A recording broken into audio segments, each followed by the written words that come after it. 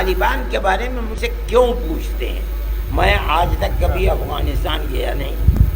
میں نے وہ طالبان جو جنگ کرتے کرتے اور امریکہ کی غلامی کی زنجیروں کو توڑتے توڑتے آج ملک پر اپنے قابض ہو گئے، ان کی صورت بھی میں نے کبھی نہیں دیکھی ہے، میری گفتگو بھی کبھی نہیں ہوئی ہے ان سے۔ آپ مجھ سے کیوں پوچھتے ہیں طالبان کے بارے میں؟ آپ کسی سے بھی پوچھئے۔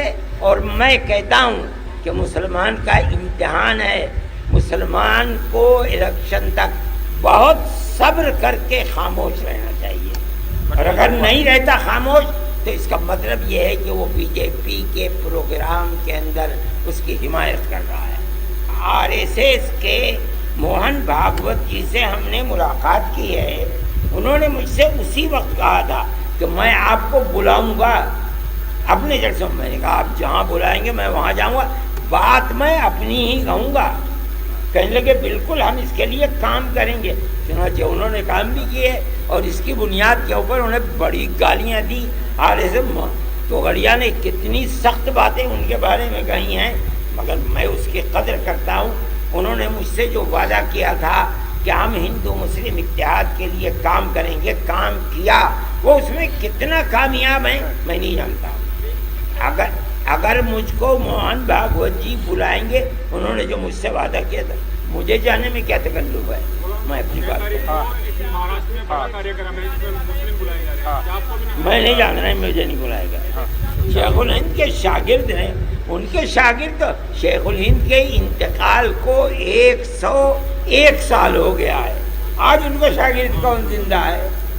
لیکن وہ لوگ جو ان کی تحریک سے جڑے ہوئے تھے اور ہندوستان کی آزادی کے لیے وہاں جا کر انہوں نے آزاد حکومت قائم کی تھی، یہ ان لوگوں کی اولاد ہے یا اولاد کی اولاد ہے جو اپنے باپ دادا کی ملک کی ہندوستان کی آزادی کے لیے انگریز کے خلاف اپنی جان قربان کرنے کی کوششوں کو جانتے ہیں۔